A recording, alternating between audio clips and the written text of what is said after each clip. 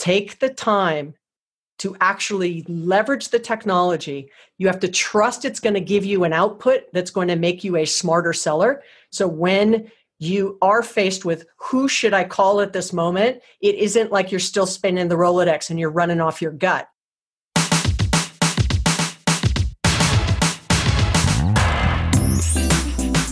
I want to welcome you to my sales podcast, where we have one focus and one focus only. That is helping you, the sales community, and sales leaders create more conversations with more qualified buyers, ultimately leading to improving your sales productivity and closing more deals. Each show, you will hear from sales leaders, practitioners, and influencers to help you find, engage, and connect with more buyers. I'm Mario Martinez Jr., and you're now listening to the Selling with Social Sales Podcast.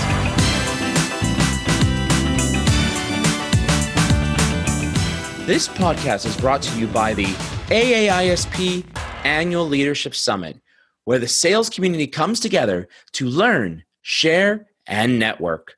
Join us this April 16th through the 18th in Chicago. Visit www.aa-isp.org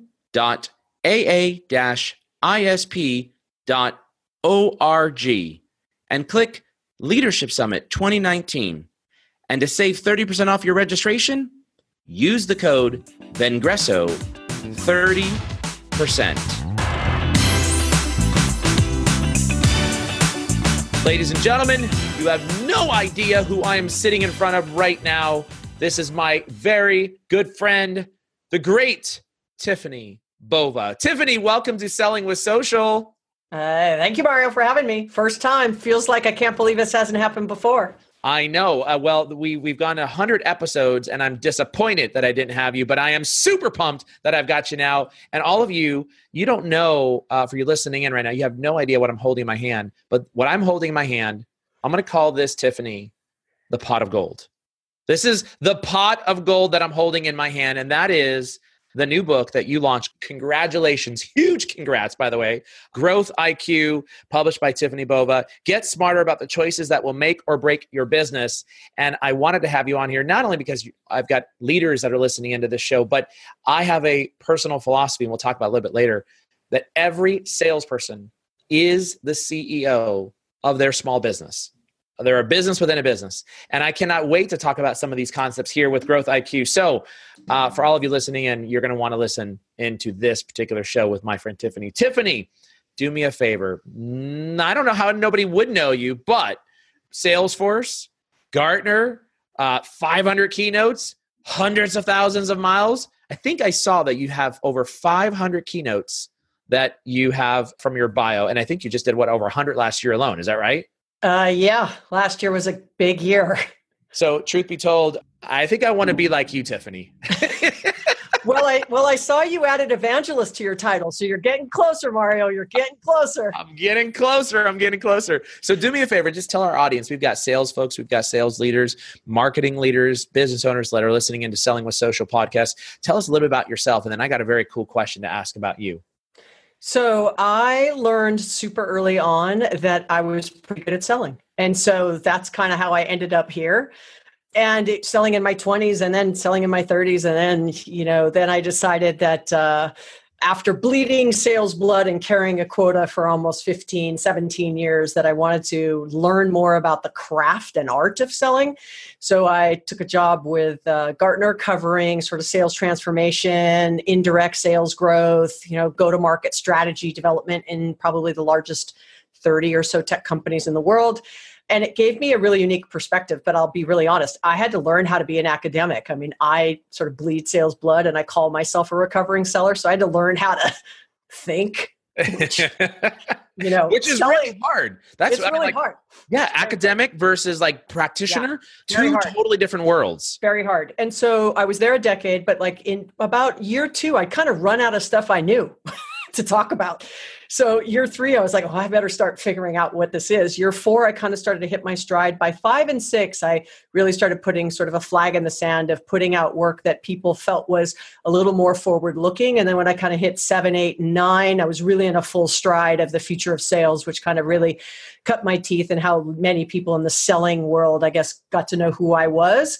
And then now it's been the last 3 years, I've been the growth and innovation evangelist at Salesforce, and 3 years in a couple of weeks. So it's been crazy. So super thrilled to be here to talk about my favorite subject. Congratulations on your success. And I've known you for a while, and I've seen, everything you're doing, and you've earned it. That's for darn sure. And you deserve it in terms of all the things that you're getting in terms of the accolades and the response in the marketplace. So very proud of you, and keep up the fine fight here for all of us sellers.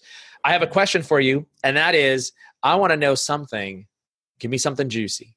One thing that nobody would know about you by looking at any of your social profiles. That I had stitches every single year of my life for the first 18 years. Oh my God. I don't know if that's a good thing, bad thing. Like, can you tell us what happened? Oh, it was like, it didn't matter. Like, I was born and raised in Hawaii, which people would know from my social profile because I always sort of talk about the Hawaii, right? But I would be surfing, I'd hit the reef, I need stitches. Like, I'd be hiking, I'd fall down a hill, I need stitches. So eventually my mom was like, unless she's dying, do not call me. So I had a plastic surgeon on speed dial, I think at 4 or something. I don't know. But that would be something not in my profile. And what happened after 18? Did you just decide to stop taking all the risks? I think it was you move out of your mom's house then you're like, holy God, like I got to be responsible for myself. So it became kind of every other year. No, I don't know. But and now let's hope that there are no stitches taking place today. Yeah. So it's been a while. But, when I graduated college, I did what every college graduate does. I think this one piece of advice is I moved home. So I moved back into my mom's house all the way until I was 30. So I lived home in Hawaii, with my mom till I was happy. It's like people go like, if you didn't live in Southern Cal, where would you go? I'm like, I'd go move in with my mom. Like, where else would you go? Exactly. Like, come on, 2 meals, 3 meals a day, your laundry, your bed gets made. Go home. That's called living the life, huh? In the islands. And which island were you on? Oahu? Oahu, yes. Yeah, yes. Very nice. Very nice. My wife and I have been trying to figure out a way to pick up and move over there. She suffers from a autoimmune disorder. And believe it or not, the cold weather here in the Bay Area actually triggers a lot of her illnesses. So we need to find a warmer climate. And so we've been talking about Southern California, and we've also been talking about Hawaii as well. So I don't know, my friend. It snowed this week in Maui. This week in Maui. So, you never know, man. You might have to go like to Vegas. But even then it's cold in the winter. Oh, it snowed today in Vegas. Sorry. That's exactly right. Yeah. And I'm on my way out there with her this week, actually, for a big awards program, the Stevie Awards. And I told her, I said, I hope you're going to do okay. It's going to be really cold out there, but it's going to snow, supposed to be the Thursday before we get there. So that she got about a day of not getting snowed in here. Well, listen, I want to talk about growth IQ, and I want to talk about making smarter choices that will make or break our business. And first off, what was the idea, the vision, the source, if you would, of creating this particular book, and who's its target audience? Sort of the genesis of this was I found through both my practicing life of the questions I would get asked as a individual contributor, and then kind of as a sales team leader, and then a manager, and sort of moving up. And really my last sort of quota bearing job was I was running a division at Gateway Computers. But the questions I would get asked remained fairly consistent. Then when I moved over to the academic side on Gartner, I saw it at a much larger scale, where it was always like, look, it's getting harder either to find customers, capture them, keep them, engage with them, find talent from a selling perspective, whatever it might be. I started to see these patterns in how growth was getting harder. And I very specifically didn't want to write a sales book because I think people then pigeonhole it into a topic. Yeah. And so I pulled it back and said, well, the goal of sales is to grow the top line. So let's call it growth. And then I get out of the fray of being caught in that conversation. And so it was really taking an opportunity to capture all these patterns I'd seen over the 20, 25 years and the big questions that consistently got asked, and sort of put it into one book and really try to find a digestible amount of advice I could give, which was 10 paths to growth. Yeah. Now, of course, every leader, whether you're running a large organization or you are a solopreneur, every leader is looking for the answer. What is the answer? The ticket? What is the magic bullet to be able to grow my business? And of course, that's inside here, right? Well, so I'd say the opening is two things. One in the book is growth and comfort never coexist, which is a quote from Ginny Rometty. That's the first thing. So get ready to get uncomfortable. But the second thing, and this is sort of was the whole kind of aha out of it, is the one thing about growth is it's never one thing. And so those two things come at and really going back to Mario, what you had just asked me is sort of what was the genesis was when I would meet with executives that were saying, look, it's getting tougher for us. The quarters are getting harder. The pipe is getting harder to build. The funnel's getting slower to sort of push deals through. What's the one thing I could do? They'd say, one, do I spend more marketing money? One, do I hire more salespeople? One, do I go for the bottom line and cut costs? And it was always those three levers.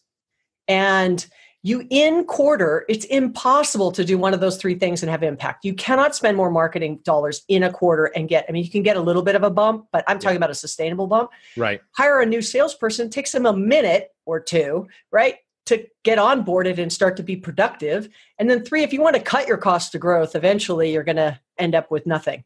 So I knew that wasn't the answer. And so it had to be a longer game plan. Yeah. And I think I love what you said. And who did you quote it from? Growth and comfort do not coexist? Ginny Rometty, CEO of IBM.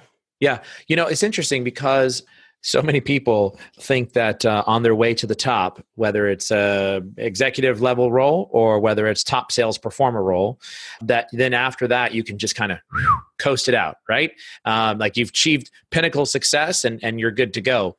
But it's not that at all, right? It's like every single day, something is introduced to us from a market perspective, from an internal perspective, a people perspective. There are so many different factors. And what you've laid out here in the book is the 10 simple yet easily misunderstood, I don't want to misquote that, misunderstood paths to growth.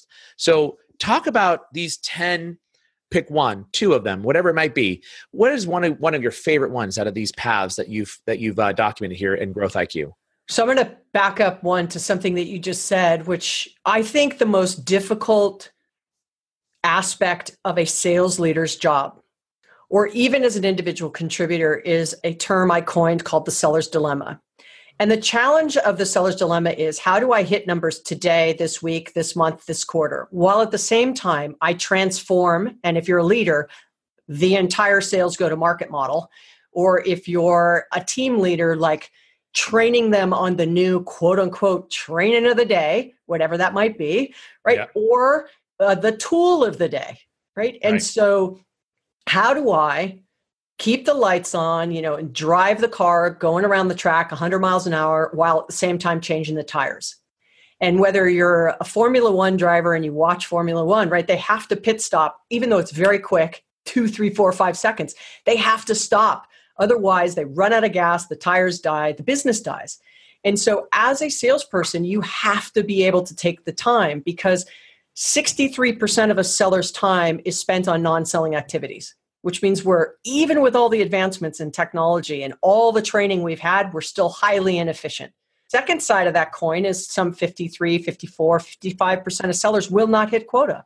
So day one of quarter, day one of month, day one of year, half your sales team won't hit quota. You as an individual, you may not hit quota.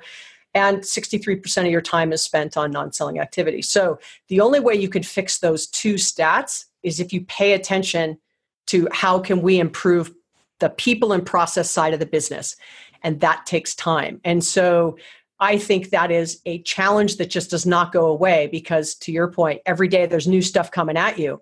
And you have to be able to step back. So one of the paths in the book is optimize sales.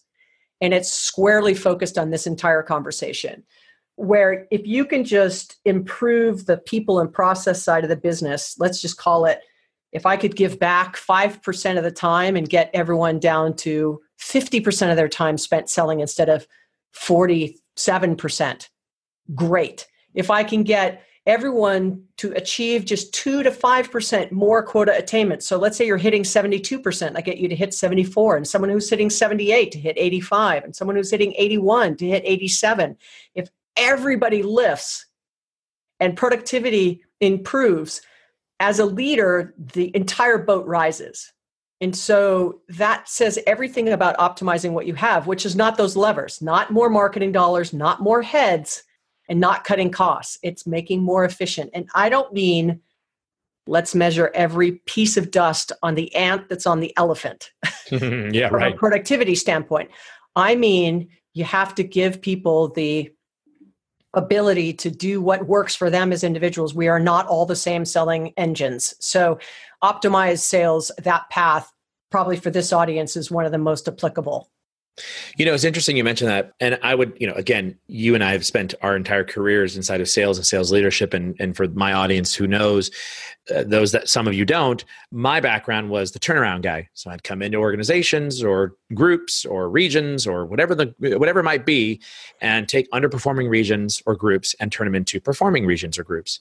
And something you mentioned here is, optimizing the process or optimizing sales, which includes looking at the people and the process, is so critical to growth within a business organization. However, what I have found, and tell me what you think about this, what I have found is that most people, most sales leaders, we are not that process-oriented individuals. And we tend to oftentimes look and say, that's sales operations job, or that's so-and-so's job, or that's somebody else's job to be able to help optimize. I just want to get out there and I want to close contracts. I just want to get out there and close deals. I just want to get out there and bring these deals in and let everybody else figure it out.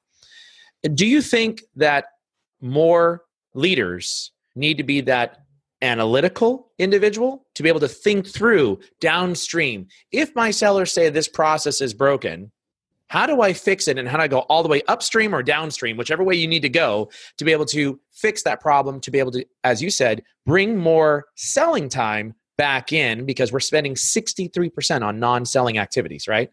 Well, what do you think about that?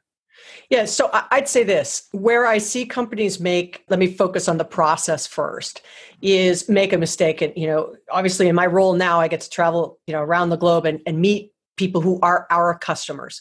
And I always say, we do not have a technology problem. There is a technology that can fix every little nit and gnat of our day to day. Right. Like there is no shortage of technology to solve these problems. Right. So it has to be a people process problem. So when executives will say, you know what? Ever since we deployed X, Y, and Z, no one's logging in.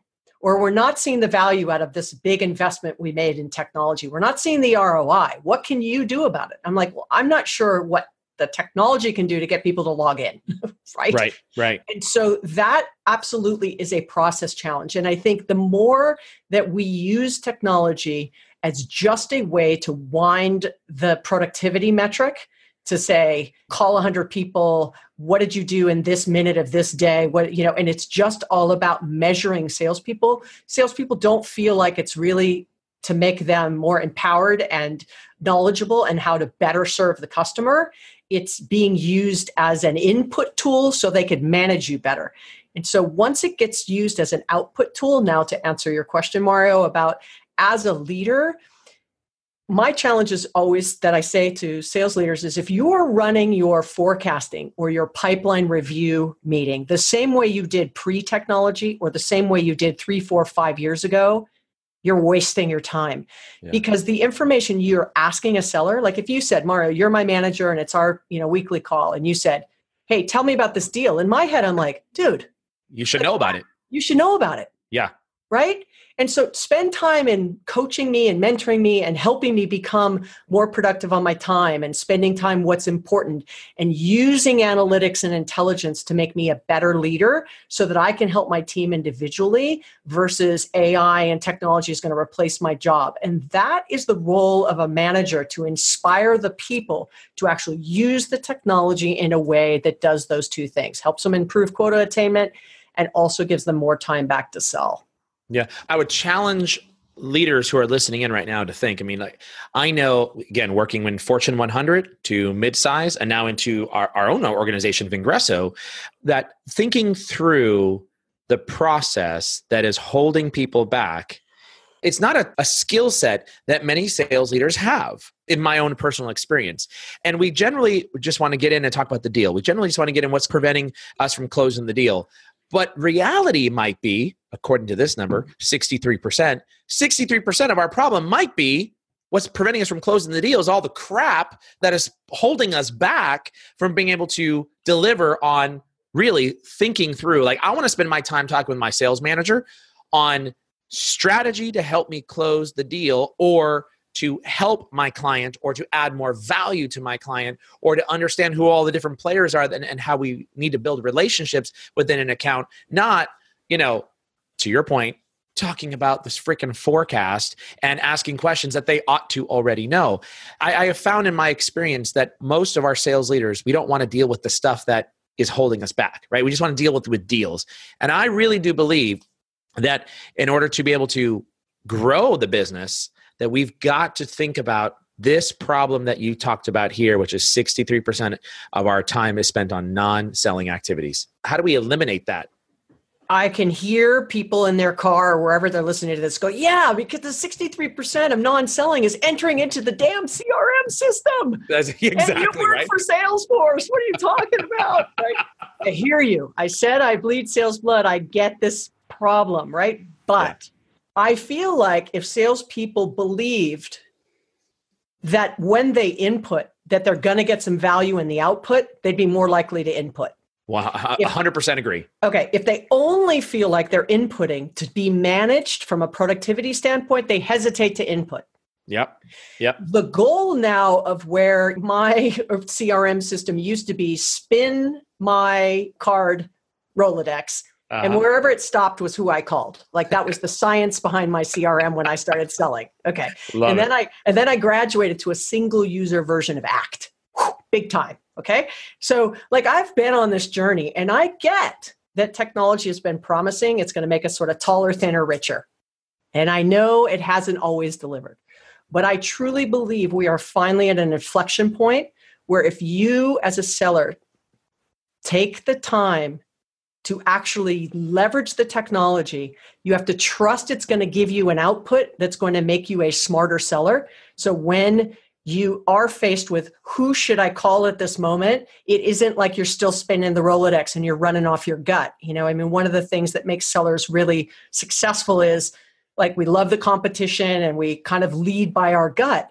And technology can now be and this is not, okay, Mr. Seller, give it all up to technology. And this is not, don't do anything. Right. This is an and. So you have to do this heavy lift. But now let me go back to the management comment. Management has to many managers, sales managers, are promoted sellers. Yes. And if you are thinking about getting into management and what's not interesting to you is coaching and mentoring and learning and trying to understand how to sort of move this forward, then maybe management's not for you and you just want to be a seller, and that's okay. Sure. You have to want to develop people and want to get into the weeds of the process side, because if you just want to stay in the thick of a deal, then stay in sales. Because the further you move up, the farther away, unfortunately, you get from deals. It's just the nature of the beast. And so I would say that those are two things. I always believed as a manager, and I moved up, that I found pleasure in being a student of what I did and trying to learn to always be a better leader, be a better coach, how to help people on the deals. And then as an individual contributor, I hit my quota pretty much consistently through my selling career, but I wanted to work smarter, not harder. Yeah. And so you also have to want to do that kind of work. If all you love is the art of the kill in the deal, I get it, but you have to be willing to be uncomfortable and to change some of your behaviors. Yeah, this is funny. Over the weekend, I received a connection request from a sales rep, unnamed. And generally, when someone reaches out to connect with me, especially if it's a connection request that has no personalization whatsoever, it's just, I want to connect with you, I'll reach back out and say, may I ask, what was the reason why you wanted to connect with me? And I will also share something of value. And any of the listeners listening in, you can go to yourvideomessage.com. So yourvideomessage.com is something that I'll send them. It has a message specifically for them, along with some different assets. Well, this individual responded back with, thanks for sending that to me, but I actually don't need any additional growth when it comes to my sales prospecting and or sales development. In fact, I am a top performer at my company, and what I'm really looking for is partners to resell my services. And I thought, okay. And I replied back with, okay. And so he was like, is that you? And I'm thinking, okay, this went so far wrong. Like, in terms of how you approached me, you clearly didn't know who I was and you didn't take any time to understand me. And then I responded back with, I said, it's funny. I said, even as a top sales influencer, I still learn every single day from different people, and by reading and by digesting and absorbing, growing in our craft is what I said. So I said, I'm surprised to hear you say that you don't need any type of additional training, coaching, and mentoring or growth development. And he said, well, I'm a top performer of the company. That's what he responded back with. And I just thought, wow, that is somebody whose mindset is, I've closed enough business this year or last year or however many years in a row. And even myself, 18 years in corporate, 15 of those years were spent in President's Club or on the 100% Club, right? Even though I think I'm a great salesperson, you never stop learning and growing and enhancing and growing in your craft. And I want to get your opinion on this, whether it's business ownership or whether you're the CEO of a Fortune 100 or whether you are a salesperson. Tell me, do you agree? Should we? Can we? Is it okay to feel like, you know what, I don't need to grow anymore in order to be able to perfect our craft? So as I said a few minutes ago, like, become a student of your profession. So obviously, you know where I fall here, right? I think you always should be. I don't care who you are, trying to learn and having sort of a beginner's mind with sort of new challenges that come at you. Sure. For those that have that feeling, I say this. I say to a seller who is very successful today, I would not be worried about your like a competitive company. Like, so you're selling for company A, like I wouldn't be worried. I would be worried about a seller like you who adds AI and uses intelligence and starts to use the tools, because now it's sort of a double threat. Yeah, They're a very solid seller, clearly, President's Club, Chairman's Club, 100% Club, whatever you want to call it. Very successful, great relationships. I don't put anything in CRM. I run my whole business from my gut. My Rolodex people would kill for. Yep. But you can always be replaced. And so you are either going to find ways to continue adding value. I think the future successful seller will be the human plus, right? The human plus the intelligence behind all that. And I remember very distinctly, it was 2 Dreamforces ago, and I was sitting in the audience of the Sales Cloud keynote, and they introduced Einstein. So it was all about, getting more intelligent with customer information and really helping to anticipate what you should be doing next. And for a hot second, about 90 seconds, I said, oh my God, I want to get back into sales, because I was hitting 100% without it. Yeah. Imagine what you did with it. And I know I wasn't efficient, right? I was 63% non-selling, but I wasn't missing quota. But if I could carve half that inefficiency off and I was hitting 110, 120% of quota, imagine what I could do with this intelligence. But there are so many sales leaders and even individual contributors who feel like what got them here is going to get them there. And, there's very little you're going to be able to tell somebody except the fact that it will get harder and harder for them to continue to achieve what they've achieved in the past with the amount of effort they've put in. So I think the competition in the future will be that and equation. Right behind my favorite book right now, which is Tiffani Bova's Growth IQ, is another book, which is What Got You Here Won't Get You There by Marshall Goldsmith. Yes. And it is transformative, this book. I mean, like, you're from a mindset perspective. And when one of my old managers, when he gave it to me, I was super offended.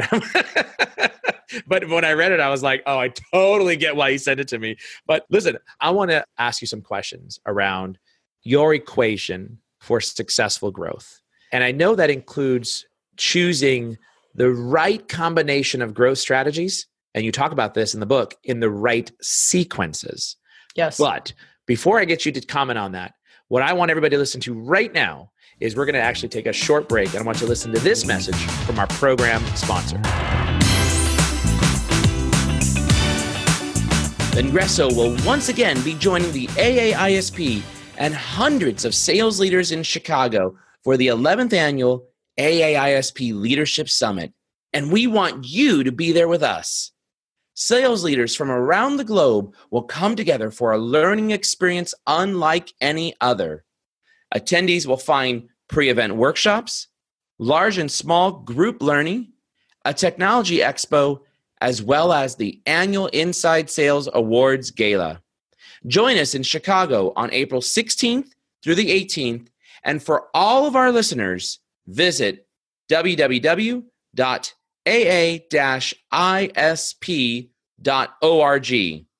Go to the Leadership Summit 2019, and to save 30% off your registration, use the code VENGRESSO 30% sign. That's Vengresso 30%. All right. So right before we went to that program sponsor break, I mentioned to you that I wanted you to talk through about your equation for successful growth, which includes choosing the right combination of growth strategies in the right sequence. Can you share an example of how going about growing in the wrong order can lead to total disaster? And again, I think you could put this in the context of an individual or in a business. Yeah. So I start out with a couple of things. So the genesis of the book was, sort of these patterns I'd started seeing, but it was also this combination of, I literally went and read 75 of the best business books. And I said, okay, what was missing? First of all, and everyone who's listening will probably really enjoy the comment I'm about to make, is in all these really amazing, fantastic business books that were written, how many times the word sales was used in the book? Not many. Oh, I was there. Are you asking me? No, yeah, not many. Okay. So I was like, it's very fascinating, right? Business just happens without sales. And we all know, listening to this podcast, that nothing happens without a sale. You sell something. Until you sell something. Right? That was your quote. Right? So ultimately, right, you do two things. You make stuff, sell stuff. Let's oversimplify. But, ultimately, I also wanted to modernize a lot of the philosophies that were out there with the advancements of social and mobile and cloud and big data and the internet, and it needed to be modernized. So the 10 growth paths and this concept we're talking about is not something you're going to go, my God, I never thought of that. Maybe you just never thought about it this way. Yeah. So when I started to look at who was successfully growing and what drove that success, there were three things. One was the context of the market. And then I'm going to give you an example. The second was the combination of things that they did, as you said. So the combination of one of many of those growth paths of the 10. And the third was the sequence. So I'm going to give you an example of Netflix because it's a very easy example. The context of the market was when it launched in the United States, not every household had high-speed internet. And if you did, it was very expensive.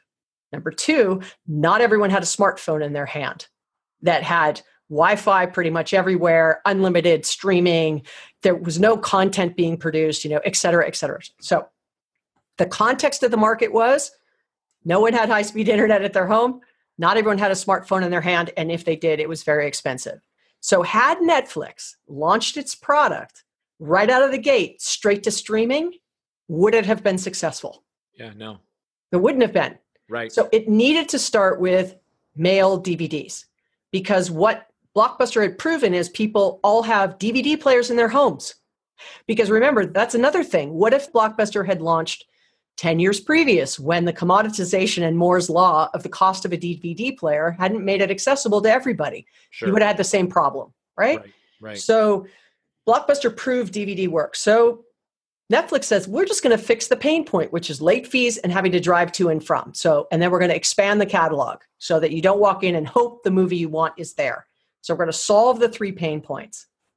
And they started there and built a beachhead. Amazon selling books, build a beachhead, move from there, right? So build a beachhead and then say, now we're going to go to streaming, because guess what had happened? People started getting DSL to the homes. The smartphones started to come up. People were developing content. The prices were dropping. So when Netflix decided to expand outside the US, they didn't start with mail order because already the infrastructure was standing up and they went to countries where they had the infrastructure. Yep. And you might be surprised to know that about 750 or 800,000 people still get DVDs today. Really? And it's one of the most profitable parts of their business. And what do you think that profit is funding? Original content. And so original content is allowing them to do what? Increase their prices. 4 times in the last 2 years, and increase conversion from free to paying and reduce churn at the same time as raising prices. That is the power of this order in which you do something, the sequence, knowing the context of the market, like what your customers can handle. Like, so let's just go back in time, Mario, you and I was the beta client for Eloqua, okay, in 2001. So when I started socially selling via chat, it wasn't called social selling. Not everyone had an internet access. Not everyone had a domain name. Not everyone had email. Not everyone had a website. People were still buying Yellow Page ads in the Yellow Pages. Yeah. Okay. So we were trying to socially sell, and not everyone was social yet online. So we were very early. And so Eloqua was betting on the bet that eventually everyone was going to catch up as internet access became more prevalent and as domain names declined in price and web hosting got cheaper as well, et cetera, et cetera. So you have to make sure you know the context of who you're selling to, what you're selling to. And so if you only want to communicate with your customers via Facebook Messenger and they're not on Facebook, it doesn't work. So know the context. Then combining things like if you're optimizing sales and your products suck, it doesn't matter that you got a really smooth selling engine. If your product doesn't work, it doesn't matter. You got to have those two things in combination. And then the sequence and the order in which you do it. So once I started to deconstruct that in the book, and there's 30 case studies across every size and region. And, there's Red Bull to Kylie Jenner to Starbucks to, Marvel to, it's across the map. Talk a little bit about the Starbucks one. That one's a widely cited model case study of success. Why did you spotlight Starbucks for its stumble and recovery? Yeah, so I think a good call on that one. So the first growth path is customer experience. And in each chapter, each path, I do 3 stories, 2 positive uses of that path. And then I highlight in what combination and what order. So you get a feel for it. And it's, by the way, it's a point in time. It is not the whole history of a company in 2.5 pages in a book. It's just not possible, right? Right, so it's a point in time. And one is a cautionary tale. So in customer experience, I use Starbucks as a cautionary tale. It's in the very first path. And I did it because I wanted people to, that was an unexpected example. But there was a point in time where Starbucks was in hypergrowth. They over-accelerated in opening stores like every 10 minutes or something somewhere in the world. They expanded the portfolio so much so that you kind of didn't know where you were. There was teddy bears and CDs and coffee and all kinds of stuff being sold. And the establishment smelled like food instead of coffee. So all of a sudden they'd lost their pivot away from the fact that it was all about the experience of this coffee house that Howard was bringing, had envisioned bringing from Europe to the States. And so, that's when he was no longer CEO and they brought him back. And he, of course, said, we got too far away from what we grew with, which was our customer, and how to repivot yourself back to growth. And so going back to Combo, he had to do multiple things. He closed the store. He changed training. He started to cut back the things that were sold in the store. He pulled food from the menu. He got all these things sort of back on track, and some things were not re-added and other things were doubled down on. And so that was a great way for me to tell a story with a brand that's global and pretty much has a footprint everywhere except apparently in Iceland, because there's no Starbucks in Iceland. Really? There's no...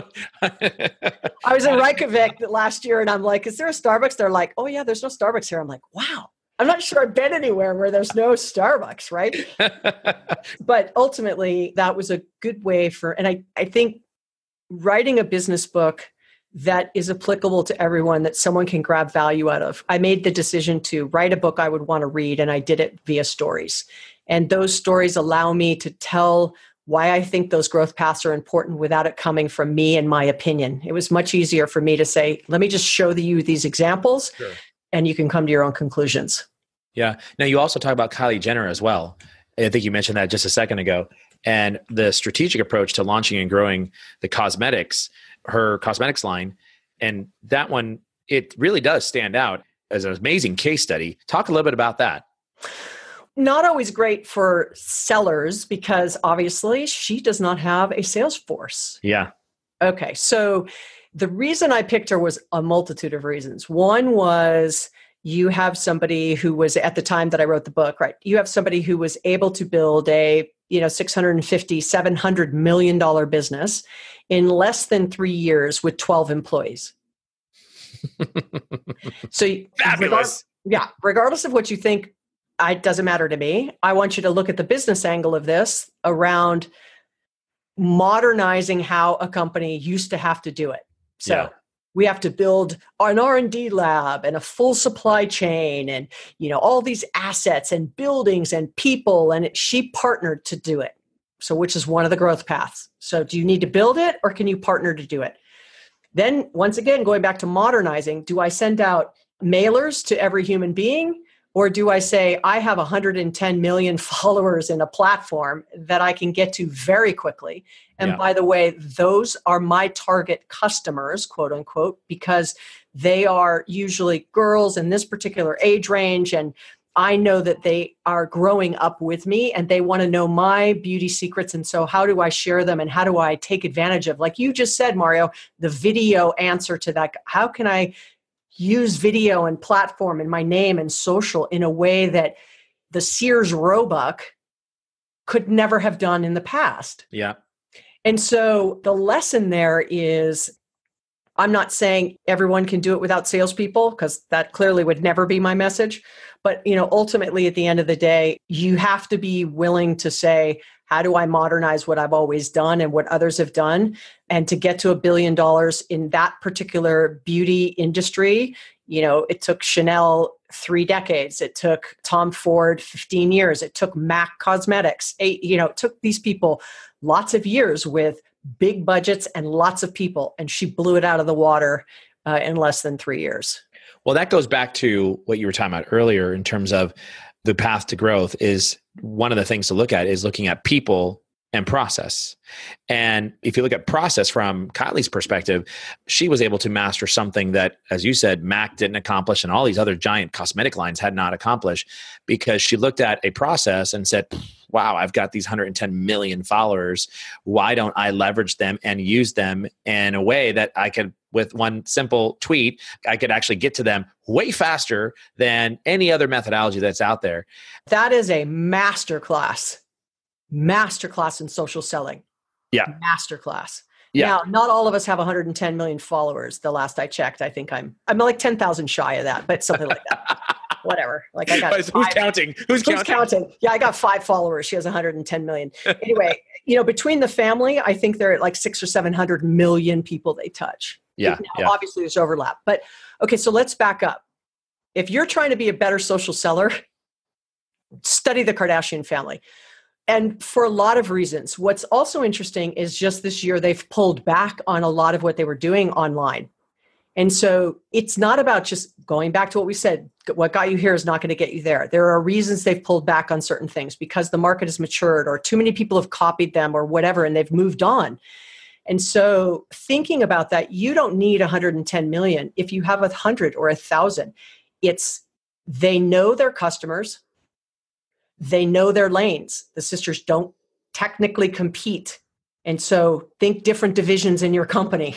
It's really, and that's why I picked it. I picked it because it's unconventional, and I picked it because I think that Kris Jenner has done a fantastic job of driving that family to a multiple billion-dollar empire. Well, and you hit the nail on the head here. I mean, a lot of sellers, I think the most important thing you need to take away is you need to look at the dynamic forces that are changing the way we sell and or engage, or, well, actually, I just said this, changing the way that we engage with our buyers, and look at how do you leverage that. And if you are turning a blind eye to this, and it's funny because last year, Tiffani, I did 202 or 203 executive level meetings. I can't remember which one it was, but it was just over 200. And 2/3 of them I spent convincing sales leaders of this thing called the internet. And they know it's out there. They know it exists. They just don't know what to do with it.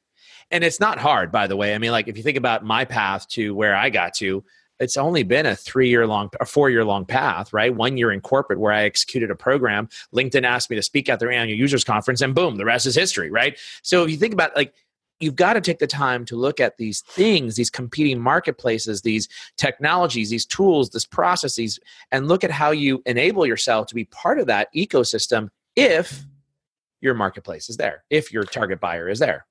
Right. And so I was going to say the context has to be right, because there are some industries where social selling just doesn't fit. And that's okay. Right. That's okay. Absolutely. But I would also, I often say, since we're in the circle of trust, if you suck offline, you're going to suck online. you're going to suck online. So honing skills is all about how, when, and where do you use the various mediums we now have at our disposal.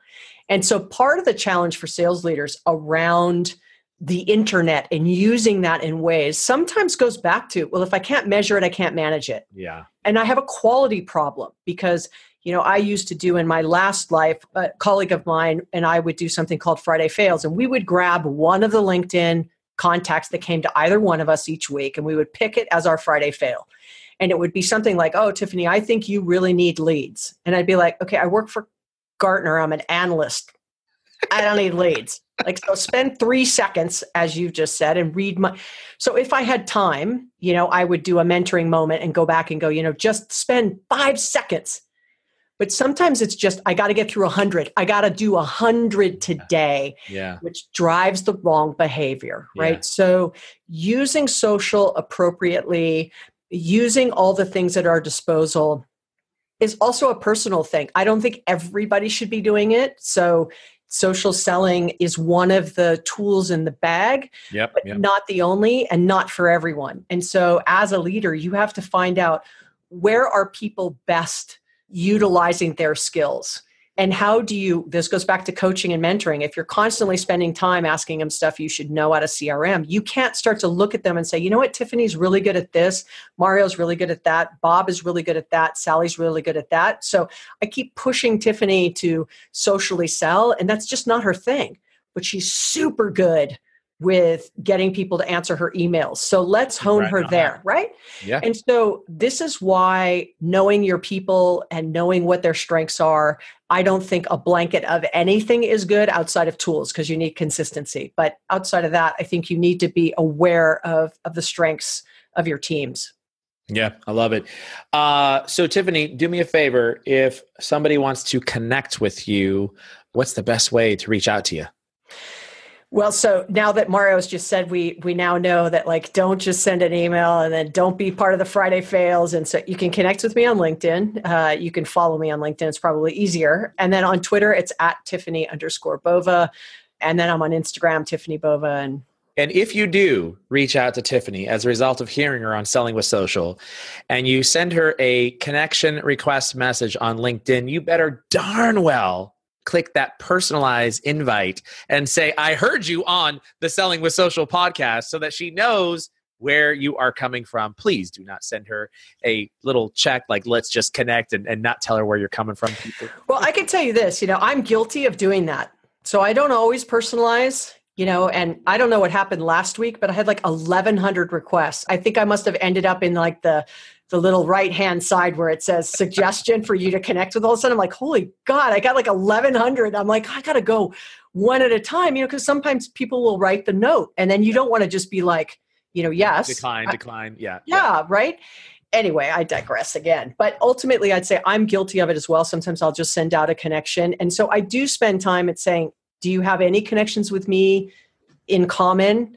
If it's over 100 or 200 or 300, obviously you're sort of obviously we know the same people kind of a thing, we fly in the same flock. But sometimes it's people that are not, and it sounds interesting, and I might drop them a note and go, hey, really appreciate the connection. I don't ask them why, but I'll say, hey, how do we, Yeah. So, I'm guilty of it as well. In a perfect world, I would always write a note, but I think it lends itself to, when you really do want to connect with somebody, that's where you try to personalize. If you're just trying to blanket and expand your network, you're going to shoot in the barrel and hope a couple people say yes. But going back to that, don't waste your time. Yeah, absolutely. So we'll make sure we put a link in the show notes for the book, Growth IQ. I encourage all of you to get out there and get a copy of this book. And Tiffani, I only have one problem here, and I'm really a little bit sad about this. I'm looking at my book, and I don't have a signed copy. So next time I see you, I want pen to paper, my friend. I want the signature on here that says Mario. Yeah, I will. And it's a hardcover right now, and then it's also an Audible book, which I had to record, and it's also a Kindle version. It's about to launch in the UK Commonwealth in like 2 or 3 weeks, and then it goes on its journey to Spain, Portugal, Vietnam, China. It's on its mission over the next 18 months to sort of expand beyond the US. Fantastic. One final question for you, my friend, and that is your all-time favorite movie. What is it? That's hard. I always this is going to be totally corny. I loved Field of Dreams. I loved that movie. And it's so funny because now often we will say in our little talk track, if you build it, they will not come. Exactly. Yeah. Yet the moral of that story was if you build it, they will come. So it's kind of funny that I'm sort of conflicted, right, in the whole grand scheme of things. But that's just always one that I feel like there was such a nice, sweet, easy message that I've always enjoyed.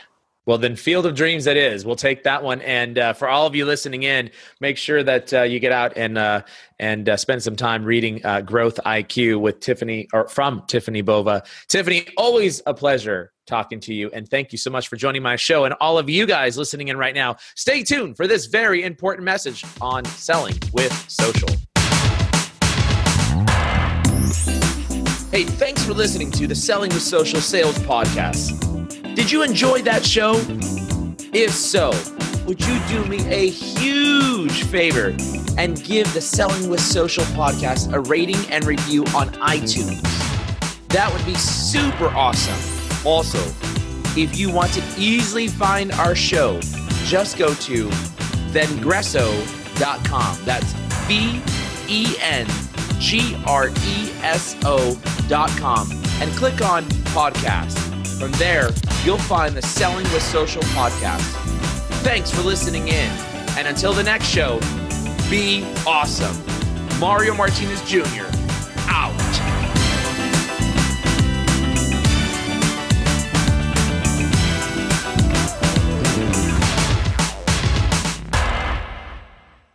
Don't forget to check out the AAISP's 11th Annual Sales Leadership Summit in Chicago, April 16th through the 18th.